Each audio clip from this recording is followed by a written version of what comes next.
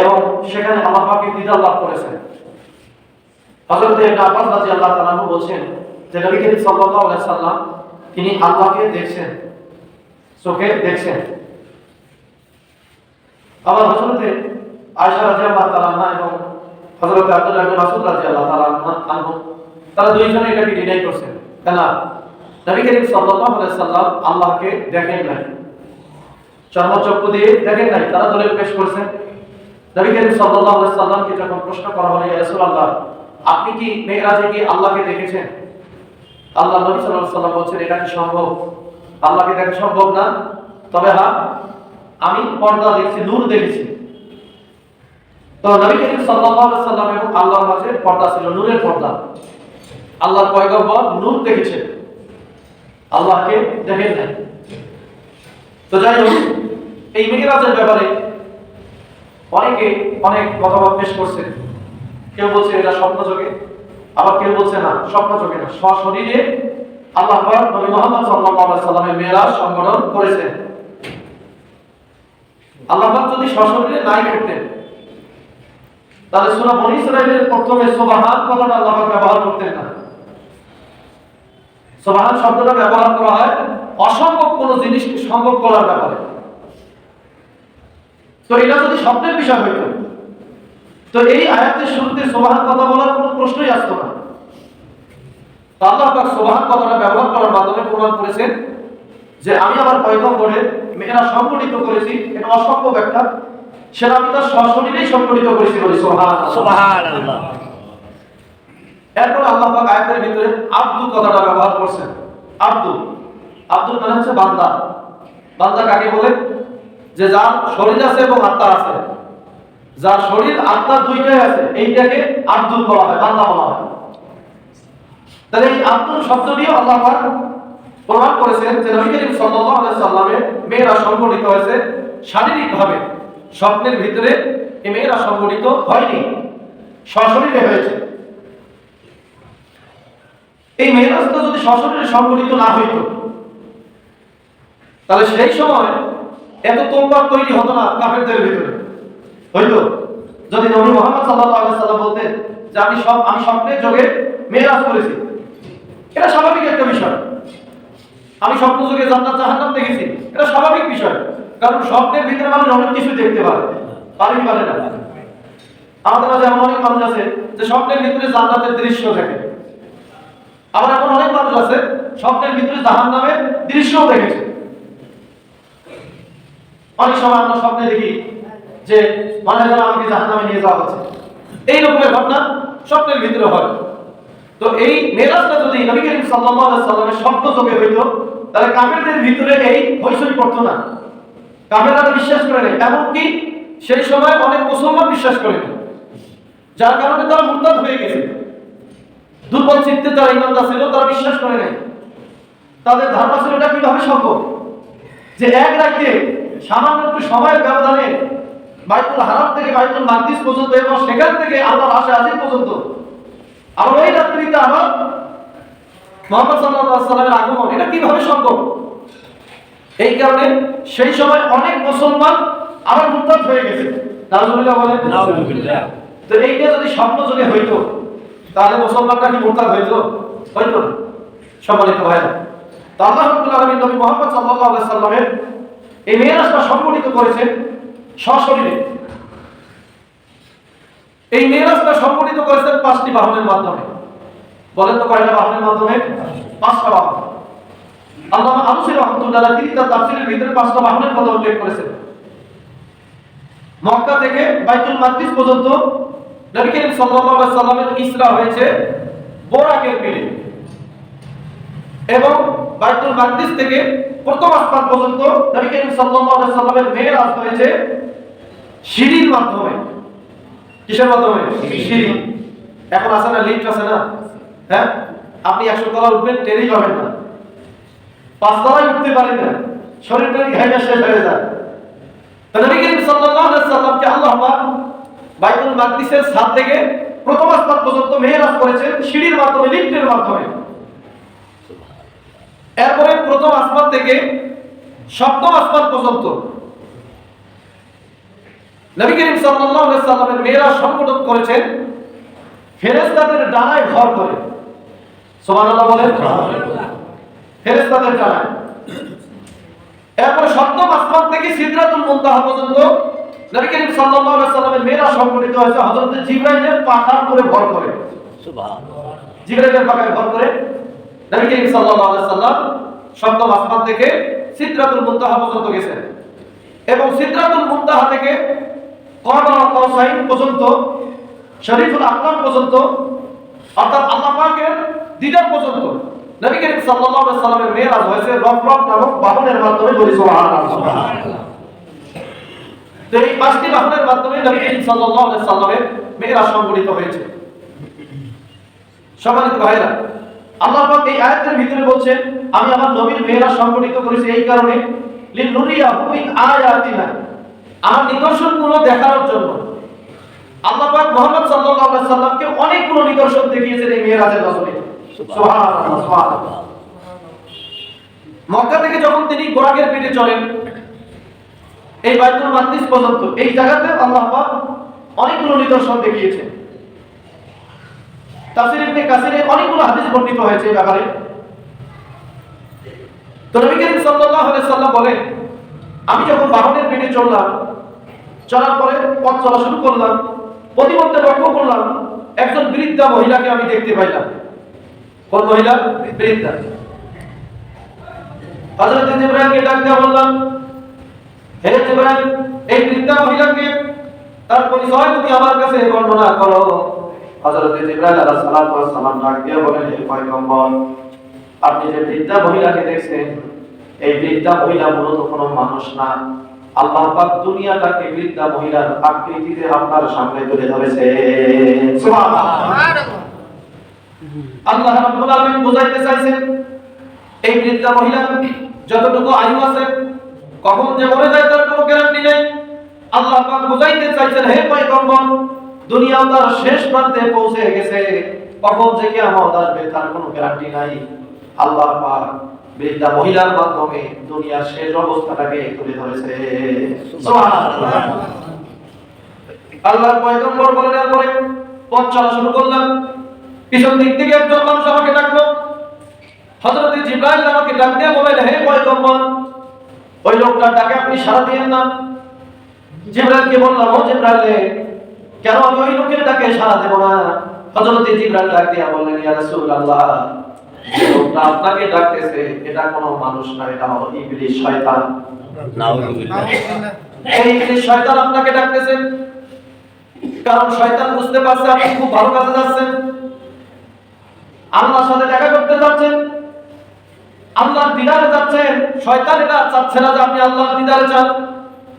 এই কারণে শয়তান আপনাকে মানুষের আকৃতি নিয়ে আপনাকে ডাকতেছে আল্লাহর সাথে দেখা করা, আল্লাহর সাথে দিদার লাভ থেকে আপনাকে বিরত রাখার জন্য। আপনি তার ডাকে সাড়া দিয়েন না। আল্লাহর পয়গম্বর বলেন পথ চলা শুরু করে দিলাম। চলতে চলতে এক পর্যায়ে তিনজন ব্যক্তি আমাকে সালাম দিল। সুবহানাল্লাহ বলেন। সুবহানাল্লাহ। তিনজন ব্যক্তি সালাম দিয়েছে।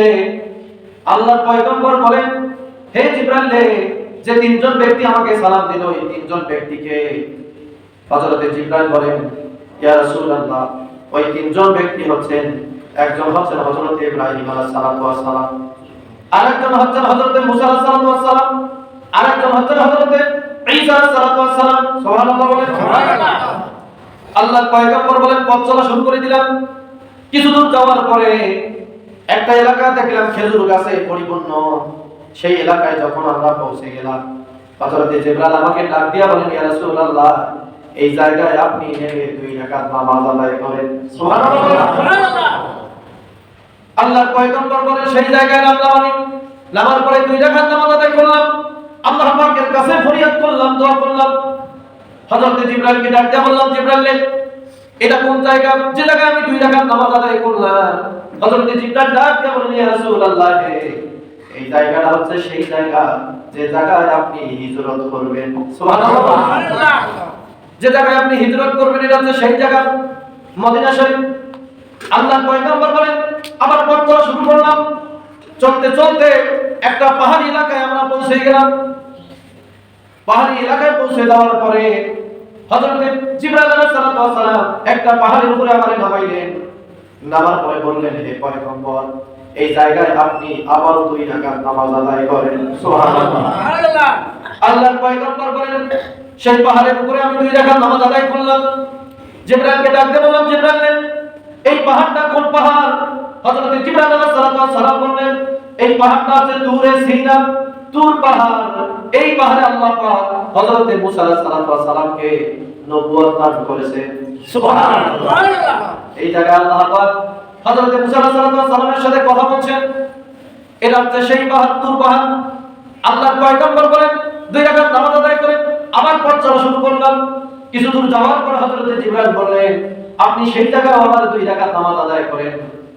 আল্লাহর পয়গম্বর বলেন, ওই জায়গায় নেমে আবার আমি 2 রাকাত নামাজ আদায় করলাম। জিবরাইলকে ডাকতে বললাম, জিবরাইল, এই আবার কোন জায়গা?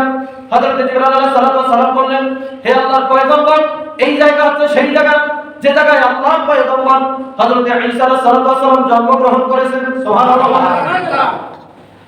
বাইতুল হামে নেমে আল্লাহর পয়গম্বর 2 রাকাত নামাজ আদায় করেছেন। এরপর আল্লাহর পয়গম্বর বলেন, আমরা পথ চলা শুরু করলাম। পথ চলতে চলতে এক পর্যায়ে ডান দিক থেকে এক ব্যক্তি আমাকে ডাকতে শুরু করলো। হযরত জিবরাইল আলাইহিস সালাম বললেন, ইয়া রাসূলুল্লাহ, এই ব্যক্তির ডাকে আপনি সাড়া দিয়েন না। জিবরাইলকে বললাম, ও জিবরাইল, এ আবার কোন ব্যক্তি? তার পরিচয় আমার কাছে বর্ণনা করো। হযরত জিবরাইল বলে, এই লোকটা হলো একজন ইহুদি। নাউজুবিল্লাহ বলেন। এই লোকটা হচ্ছে একজন ইহুদি, সুতরাং আপনি তার ডাকে সাড়া দিয়েন না। আল্লাহর পয়গম্বর বলেন, আবার পথ চলা শুরু করলাম। বাম দিক থেকে এক ব্যক্তি ডাকতে লাগলো, ইয়া মুহাম্মদ, ইয়া মুহাম্মদ বলেন। হযরত জিবরাইল আবারও আমাকে ডাকতে বললেন, হে আল্লাহর পয়গম্বর, আপনি তার ডাকে সাড়া দিয়েন না। যে লোকটা আপনাকে বাম দিক থেকে ডাকতেছে, এই লোকটা হলো একজন খ্রিস্টান। নাউজুবিল্লাহ বলেন। এই লোকটা কি? খ্রিস্টান। সুতরাং আপনি তার ডাকে সাড়া দিয়েন না। এরপরে নবী করিম সাল্লাল্লাহু আলাইহি সাল্লাম তিনি বলেন, আবার পথ চলা শুরু করলাম। দেখলাম একজন সুন্দরী রমণী। এই সুন্দরী রমণী আমাকে ডাকতেছে। জিবরাইলকে বললাম, যে জিবরাইল, এই রমণীকে? হযরত জিবরাইল বললেন, ইয়া রাসূলুল্লাহ, এটা সাধারণ কোনো রমণী না, কোনো নারী না। মূলত আল্লাহ পাক এই দুনিয়াটাকে একজন নারীর আকৃতি দিয়ে আপনার সামনে তুলে ধরেছেন, চাকচিক্যময় করে, সুসজ্জিত মণ্ডিত করে এই নারীর আকৃতিতে আপনার সামনে দুনিয়াটাকে তুলে ধরছেন। সুতরাং আপনি এই নারীটাকে সাড়া দিয়েন না। আপনি যদি এই নারীটাকে সাড়া দেন, আপনার উম্মতরা দুনিয়াদার হয়ে যাবে। নাউজুবিল্লাহ বলেন। সম্মানিত ভাইরা, আল্লাহর পয়গম্বর সেই নারীটাকে সাড়া দেন নাই, এমনিতে আমরা দুনিয়াদার। আর যদি তাকে সাড়া দিতেন, একটা মানুষও মনে হয় ঈমান নিয়ে কবরে যাইতে পারতো না। আমাদের ভেতরে যে দুনিয়ার লোভ, দুনিয়ার আশা আকাঙ্ক্ষা। সম্মানিত ভাইরা, নবী করিম সাল্লাল্লাহু আলাইহি সাল্লাম বলেন যে আমি লক্ষ্য করলাম এই সুন্দরী রমণী আমাকে ডাকতেছে, তার ডাকেও সাড়া দিলাম না। এরপরে পথ চলা শুরু করলাম। আবার লক্ষ্য করে দেখলাম যে একদল মানুষ, তারা জমি আবাদ করতেছে, শস্য রোপণ করতেছে। তো জমি চাষ করতেছে, এইখানে আবার শস্য রোপণ করতেছে, করার পরে একই দিনে আবার শস্য কর্তন করে বাড়িতে নিয়ে যাচ্ছে। সুবহানাল্লাহ বলেন।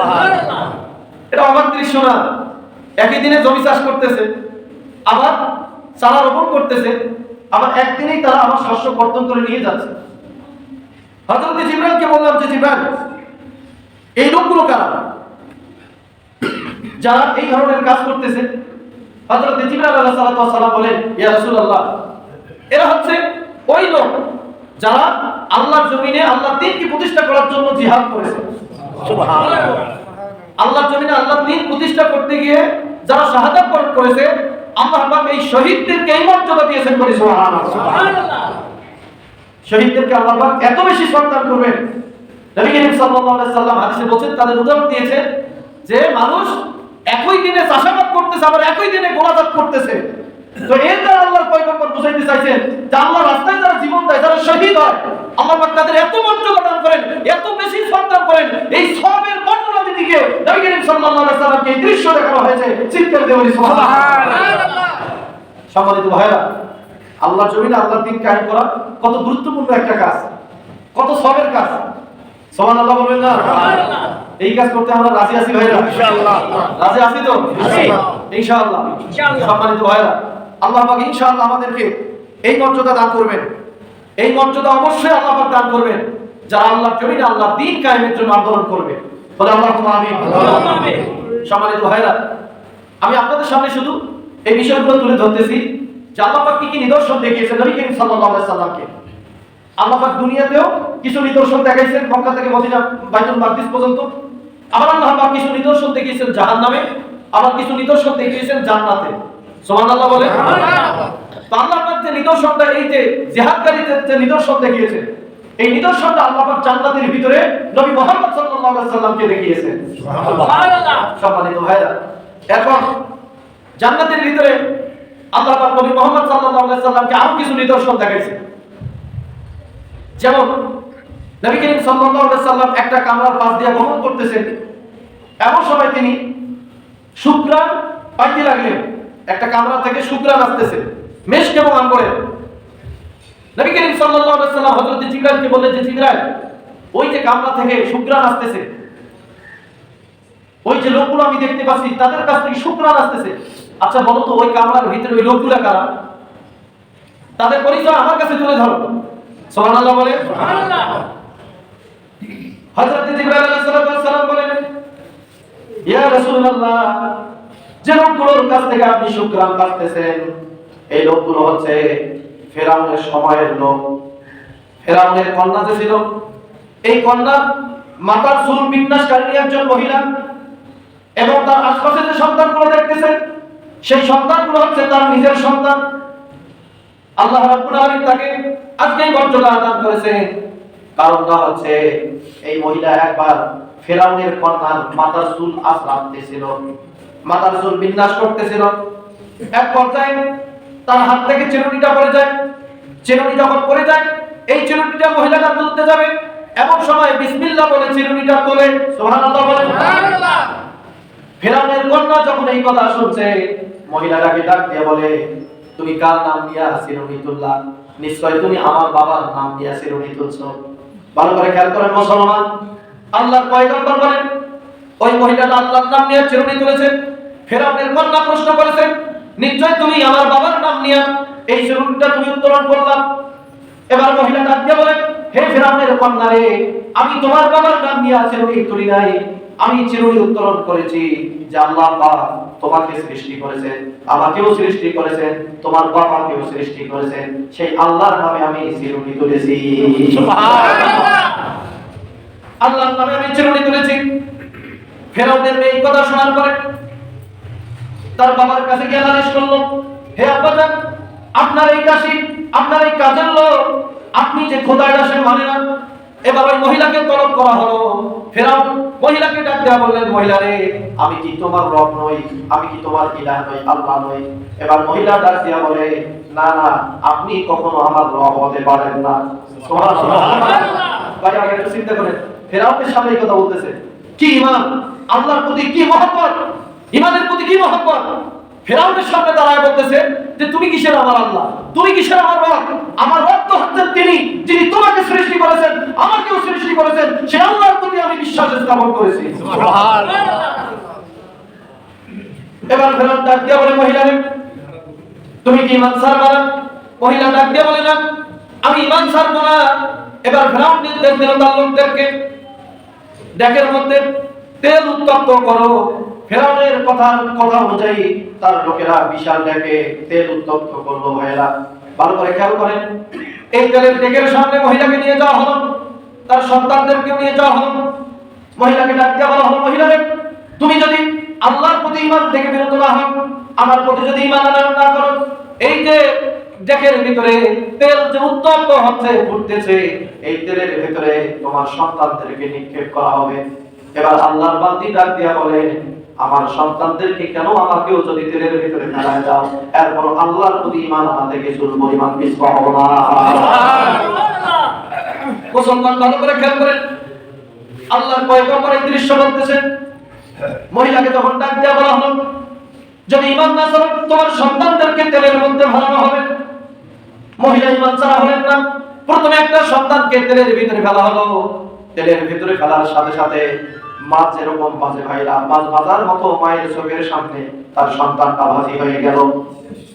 এইভাবে কয়েকটা সন্তানকে তেলের ভিতরে ফেলা হলো। এরপর মহিলা ঈমান ছাড়লেন না। সর্বশেষ ঘরের মধ্যে একটা সন্তান ছিল, সেই সন্তানটাকেও তেলের ভিতরে ফেলাই দিবেন। এমন সময় ছোট সন্তান, দুধের সন্তান তার মাকে ডাক দিয়ে বলে, হে মা, কখনো বিচলিত হও না, আমাকে যে তেলের ভিতরে ফেলাই দিবে এখন কোনো ভয় পেও না। তোমাকেও যখন তেলের ভিতরে ফেলাই দিবে কোনো দ্বিধা করবা না, হেঁটে হেঁটে গিয়া ডেকের মধ্যে তুমি পড়ে যাবা। মুসলমান খেয়াল করেন, যে সন্তানটা বুকের দুধ পান করে, আল্লাহ রাব্বুল আলামিন সেই সন্তানটার জবান খুলে দিয়েছে। তার মাকে ডাক দিয়ে বলে, ও মা, খবরদার ঈমান ছাড়া হয় না। আল্লাহ পাক জাহান্নামের ভিতরে যে শাস্তি রেখে দিয়েছেন, সেই শাস্তির তুলনায় এই দুনিয়ার শাস্তি কিছুই না। আমরা তো মারা যাওয়ার সাথে সাথে আল্লাহর জান্নাতে চলে যাব। সুবহানাল্লাহ। খবরদার তুমি বিচলিত হও না। আমাকেও যদি তেলের ভিতরে ফেলায় দেয়, কোনো টেনশন করো না। তোমাকেও যদি তেলের মধ্যে ফেলায় দেয়, কোনো টেনশন করো না, ভয় করো না। তেলের ভিতরে ফেলায় দেওয়ার সাথে সাথে আল্লাহ পাক অবশ্যই আমাদেরকে জান্নাতের মেহমান বানায় দিবে। সম্মানিত ভাইরা, দেখেন তো একটু চিন্তা করে, কি ঈমান, যে নিজের জীবন দিয়েছে, ঈমান ছাড়ে নাই। সন্তানদেরকে চোখের সামনে ফুটন্ত তেলে ফেলায় দেওয়া হয়েছে, এরপর ঈমান ছাড়ে নাই। আর আমরা হইলে কি করতাম? হ্যাঁ, চিন্তা করেন, তাদের ঈমান আর আমাদের ঈমান। নবী করিম সাল্লাল্লাহু আলাইহি ওয়াসাল্লামকে হযরত জিবরাইল বলেন, ইয়া রাসূলুল্লাহ, ওই যে মহিলা আল্লাহ দ্বীনের জন্য জীবন দিয়েছে, আল্লাহর জন্য জীবন দিয়েছে, আল্লাহ পাক আজকে তাদের জান্নাতের ভিতরে জায়গা দিয়েছে এবং তাদের শরীর থেকে সেই সুঘ্রাণ আসতেছে, সেই সুঘ্রাণ আপনি পাচ্ছেন। চিৎকার দিয়ে বলি সুবহানাল্লাহ। তাদের শরীর থেকে সুঘ্রাণ আসতেছে, ইয়া রাসূলুল্লাহ। সম্মানিত ভাইরা, আল্লাহ পাক মিরাজের রজনীতে নবী করিম সাল্লাল্লাহু আলাইহি ওয়াসাল্লামকে এই দৃশ্যগুলো দেখিয়েছেন। এরপর ভাইরা, জাহান্নামের ভিতরে এই মিরাজের রজনীতে নবী করিম সাল্লাল্লাহু আলাইহি ওয়াসাল্লামকে আরো ভয়ানক দৃশ্য দেখিয়েছেন। নবী করিম সাল্লাল্লাহু আলাইহি ওয়াসাল্লাম বলেন যে আমাকে দেখানো হলো যে কিছু নারী আর পুরুষ, তাদের নখগুলো হচ্ছে তামা। বলেন তো কিসের নখ? তামা। তামা দিয়ে তৈরি করা নখ। এই নখগুলো দিয়ে তারা তাদের মুখ খামচাচ্ছে, তাদের শরীর খামচাচ্ছে। জিবরাইলকে বললাম, জিবরাইল, এরা কারা? এরা এইভাবে নিজেদেরকে শাস্তি দিচ্ছে। হযরত জিবরাইল আলাইহিস সালাতু ওয়াস সালাম বলেন, ইয়া রাসূলুল্লাহ, এরা হচ্ছে আপনার উম্মতের ওই লোকগুলো যারা কিবত শিকায়েত করে, মানুষের পরনিন্দা করে। এই পরনিন্দাকারীদেরকে এইভাবে শাস্তি দেওয়া হচ্ছে। বলি নাউজুবিল্লাহ। সম্মানিত ভাইরা, চিন্তা করেন আল্লাহ পাক কি শাস্তি দান করবে। নবী করিম সাল্লাল্লাহু আলাইহি সাল্লাম বলেন যে আমাকে কিছু মহিলাকে দেখানো হলো যাদেরকে চুলের উপর ঝুলিয়ে অবস্থায় রাখা হয়েছে, ঝুলন্ত অবস্থায়। জিবরাইলকে বললাম, এরা কারা? হযরত জিবরাইল বলেন, এরা হচ্ছে আপনার উম্মতের ওই মহিলা যারা চুল ছেড়ে দিয়ে রাস্তায় ঘুরিয়ে বেরিয়েছে, রাস্তায় ঘুরে ঘুরে বেড়াইছে, পরপুরুষকে চুল দেখাইছে, পরপুরুষকে আকৃষ্ট করার জন্য বেপরদায় চলাফেরা করেছে। ওই সমস্ত মহিলাদেরকে এইভাবে শাস্তি দেওয়া হচ্ছে। বলে নাউজুবিল্লাহ। সম্মানিত ভাইরা, একটু চিন্তা করেন, আমার আপনার স্ত্রী, আমার আপনার সন্তান, তাদেরকে কিভাবে শাস্তি দেওয়া হবে? যদি পর্দা না করে তাহলে এইভাবে শাস্তি দেওয়া হবে, চুলের উপর ঝুলিয়ে রাখা হবে। নাউজুবিল্লাহ বলবেন না? হযরত জিবরাইল বলেন, এরা হচ্ছে আপনার উম্মতের বেপরদা নারী। আল্লাহর পয়গম্বর বলেন, জাহান্নামের ভিতরে আবার আমাকে দৃশ্য দেখানো হলো, কিছু মহিলাকে তাদের জিহ্বার উপরে ঝুলন্ত অবস্থায় রাখা হয়েছে। জিবরাইলকে ডাক দিয়ে বললাম, জিবরাইল, এই মহিলা কারা যাদেরকে এইভাবে শাস্তি দেওয়া হচ্ছে? হযরত জিবরাইল বলেন, ইয়া রাসূলুল্লাহ, আপনার উম্মতের ওই সমস্ত নারী যারা মুখের কথা দিয়ে স্বামীদেরকে কষ্ট দিয়েছে। যে মহিলাগুলো মুখের কথা দিয়ে স্বামীকে কষ্ট দেয়, এরকম মহিলা আছে না? আছে। কথায় কথায় স্বামীকে কষ্ট দেয় কথা দিয়া, জিহ্বা দিয়া, মানুষকে কষ্ট দেয় জিহ্বা দিয়া, পাড়া-প্রতিবেশীকে কষ্ট দেয় জিহ্বা দিয়া, শ্বশুর শাশুড়িকে কষ্ট দেয় জিহ্বা দিয়া। ইয়া রাসূলুল্লাহ, যে মহিলাগুলো এই কথার মাধ্যমে তার শ্বশুর শাশুড়িকে, স্বামীকে কষ্ট দিয়েছে, ওই মহিলাগুলোকে আজকে জিহ্বায় ঝুলন্ত অবস্থায় রাখা হয়েছে। সম্মানিত ভাইরা, চিন্তা করেন নারীদেরকে আল্লাহ পাক কি শাস্তি দিবেন। এরপরে নবী করিম সাল্লাল্লাহু আলাইহি ওয়াসাল্লাম বলেন, আমি কিছু দূর যাওয়ার পরে লক্ষ্য করলাম যে কিছু মহিলাকে তাদের স্তনের উপরে ঝুলিয়ে রাখা হয়েছে। নাউজুবিল্লাহ বলেন। চিন্তা করেন তো কি শাস্তি দিবে আল্লাহ পাক, স্তনের উপরে ঝুলিয়ে আছে। জিবরাইলকে বললাম, জিবরাইল, এরা কারা? এদেরকে কেমন ভাবে শাস্তি দেওয়া হচ্ছে? হযরত জিবরাইল আলাইহিস সালাম বলেন, ইয়া রাসূলুল্লাহ, এরা তো আপনার উম্মতের ওই মহিলা যাদের স্বামী থাকার পর পরপুরুষের সাথে জেনার কাজে লিপ্ত হয়েছে। নাউজুবিল্লাহ। পরপুরুষের সাথে জেনা লিপ্ত হয়েছে, অথচ তাদের স্বামী ছিল, স্বামী থাকার পর পরকিয়া করেছে। আজকে পরকিয়া বাংলাদেশে পরকিয়া দিয়ে ভরে গেছে। ঠিক জানি না? সম্মানিত ভাইরা, আল্লাহ পাক এইভাবে শাস্তি দিচ্ছে যে মহিলাগুলো স্বামী থাকার পরেও জিনার কাজে লিপ্ত হয়েছে তাদেরকে স্তনের উপরে ঝুলিয়ে রাখা হয়েছে। নবী করিম সাল্লাল্লাহু আলাইহি সাল্লাম বলেন যে আমাকে দেখানো হলো যে দুইটা দস্তরখান, একটা দস্তরখানে ভালো খাবার পরিবেশন করা হচ্ছে, আরেকটা দস্তরখানে পচা খাবার পরিবেশন করা হচ্ছে। আমি লক্ষ্য করলাম যে দস্তরখানটাতে ভালো খাবার পরিবেশন করা হচ্ছে সেই দস্তরখানে মানুষ খাবার খাচ্ছে না, যেটাতে পচা খাবার সেই খাবারগুলো মানুষ খাচ্ছে। জিবরাইলকে বললাম এরা কারা? ভালো খাবার থাকতে খারাপ খাবার খাচ্ছে, পচা খাবার খাচ্ছে। জিবরাইল আলাইহিস সালাম বলেন ইয়া রাসূলুল্লাহ, এরা হচ্ছে ওই সমস্ত পুরুষ যাদের স্ত্রী থাকার পরেও জেনার কাজে লিপ্ত হয়েছে। আজকে বিবাহ করার পরেও অনেক মানুষ জেনার কাজে লিপ্ত হয়। এই রকমের মানুষ আছে না নাই? যারা বিবাহের পরেও এই জেনার কাজে লিপ্ত হবে, প্রস্তুত থাকেন আল্লাহ পাক পচা খাবার জাহান্নামে খাওয়ায় ছাড়বেন। পচা খাবার খাওয়াবেন ভাইরা। জেনার সাথে সম্পর্ক রাখা যাবে না, জেনার সাথে সম্পর্ক রাখা যাবে না ভাইরা। তারপরে নবী করিম সাল্লাল্লাহু আলাইহি সাল্লাম বলেন আমি কিছু দূর যাওয়ার পরে দেখলাম যে কিছু মহিলার আকৃতি হচ্ছে গাধার মতো, শুকরের মতো মুখমণ্ডলটা, আর তার বাকি বডিটা হচ্ছে গাধার মতো। অথবা জিবরাইলকে বললাম যে জিবরাইল এরা কারা? এরা কোন মহিলা? এদেরকে কিভাবে কেন এইভাবে শাস্তি দেওয়া হচ্ছে? হযরত জিবরাইল আলাইহিস সালাম বলেন ইয়া রাসূলুল্লাহ, এরা হচ্ছে আপনার উম্মতের ওই সমস্ত নারী যারা গীবত আর পরনিন্দা করত। নাউজুবিল্লাহ বলেন, নাউজুবিল্লাহ, গীবত আর পরনিন্দা করত। এরা হচ্ছে আপনার উম্মতের ওই সমস্ত নারী। হযরত জিবরাইল বলেন আমার কিছু দূর যাওয়ার পরে লক্ষ্য করলাম যে কিছু মহিলা তাদের এই যে উরু, তাদের হাঁটু বুকের সাথে বাঁধা অবস্থায় এবং দুই হাত কপালের সাথে বাঁধা অবস্থায়, করুণ পরিস্থিতি অবস্থা আমি যখন দেখলাম, জিবরাইলকে বললাম এরা কারা? হযরত জিবরাইল বললেন ইয়া রাসূলুল্লাহ, আপনার উম্মতের যে সমস্ত মহিলা ঠিকমতো নামাজ পড়তো না, ঠিকমতো কি করতো না? নামাজ পড়তো না, ইবাদত বন্দেগী করতো না, ইবাদতে অলসতা করতো, এরপরে অপবিত্র হওয়ার পরে যে পবিত্র হবে এই পবিত্রতা অর্জনের ক্ষেত্রে তারা অলসতা করতো, এই কারণে তাদেরকে এইভাবে শাস্তি দেওয়া হচ্ছে। সম্মানিত ভাইরা, অলসতার কারণে মহিলারা নামাজ পড়ে না, এমনি টোকরা লেগে থাকে, থাকে কি থাকে না, লেপ গায়ে দিয়ে ঠান্ডার সময় নামাজ পড়ে না। আল্লাহ পাক এইভাবে তাকে তুলবেন, এইভাবে তুলবেন। সম্মানিত ভাইরা, এরপর নবী করিম সাল্লাল্লাহু আলাইহি সাল্লাম বলেন আবার কিছু মহিলাকে দেখলাম যাদের আকৃতি হচ্ছে কুকুরের মতো। বলেন তো কিসের মতো? কুকুরের মতো আকৃতি, এবং তাদের মুখের মধ্যে জ্বলন্ত অঙ্গার ঢেলে দেওয়া হচ্ছে, জ্বলন্ত আগুন ঢেলে দেওয়া হচ্ছে এবং তাদের পিছনের দরজা দিয়ে বের হয়ে যাচ্ছে। শুধু কি তাই, তাদের চতুর্দিকে আমি লক্ষ্য করে দেখলাম সাপ বিচ্ছু তাদেরকে পরিবেশন করে আছে। জিবরাইলকে বললাম জিবরাইল এরা কোন মহিলা? হযরত জিবরাইল বললেন আপনার উম্মতের ওই সমস্ত নারী যারা হিংসা বিদ্বেষ করত। মহিলাদের ভিতরে হিংসা আছে না নাই? হিংসাটা বেশি কাজ করে, হিংসা বিদ্বেষ পোষণ করত। তাহলে সম্মানিত ভাইরা, এই শাস্তিগুলো কি আল্লাহ পাক কি শুধু নারীদেরকে দিবেন? পুরুষদেরকেও দিবেন। নবী করিম সাল্লাল্লাহু আলাইহি সাল্লাম বলেন দেখেন, আল্লাহ নবী বলেন এরপর আমি লক্ষ্য করলাম যে জাহান্নামের ভিতরে কিছু মানুষকে মানে পাথর দিয়ে তাদের মাথাকে চূর্ণ বিচূর্ণ করে দেওয়া হচ্ছে, পাথর দিয়া। হযরত জিবরাইলকে বললাম যে ব্যাপারটা কি, এদের কিভাবে কেন শাস্তি দেওয়া হচ্ছে? হযরত জিবরাইল আলাইহিস সালাম বলেন ইয়া রাসূলুল্লাহ, এরা হচ্ছে আপনার উম্মতের ওই সমস্ত লোক যারা ঠিকমতো নামাজ আদায় করে নাই। কি আদায় করে নাই? নামাজ পড়ে নাই, অলসতা করছে। এই কারণে এদের মস্তককে, মাথাকে আল্লাহর ফেরেশতারা চূর্ণ বিচূর্ণ করে দিচ্ছে। নাউজুবিল্লাহ বলবেন না? সম্মানিত ভাইরা, এখনো আমাদের মাঝে অনেক মানুষ আছে অজুহাত দেখায় নামাজের ব্যাপারে, আছে না নাই? অজুহাত দেখায়। তাহলে অজুহাত দেখা যাবে না, অজুহাত দেখার কোনো অপশন নাই। এজন্য আসুন, এই যে মেয়ের আছে শিক্ষা, পাপ করলে আল্লাহ পাক জাহান্নামে শাস্তি দিবেন, এই দৃশ্য আল্লাহ পাক নবী মুহাম্মদ সাল্লাল্লাহু আলাইহি সাল্লামকে দেখিয়েছে। ভালো কাজ করলে আল্লাহ পাক জান্নাত দান করবেন, জান্নাতের কি নাজ নেয়ামত দিবেন আল্লাহ পাক সেই দৃশ্য মুহাম্মদ সাল্লাল্লাহু আলাইহি সাল্লামকে দেখিয়েছেন। সুতরাং ভাইরা, আসুন মেরাজের যে শিক্ষা, আমাদেরকে অবশ্যই খারাপ কাজ পরিহার করতে হবে এবং আল্লাহর দিকে ওয়ানিবু ইলা রাব্বিকুম ওয়াসলিমু লাহ, পুরোপুরি ভাবে আমাদেরকে আল্লাহর দিকে আসতে হবে। আল্লাহ পাক যেন আমাদেরকে সেই তৌফিক দান করে দেন বলে আল্লাহুম্মা আমিন। যারা যারা সুন্নাত পড়েন সুন্নাত আদায় করেন।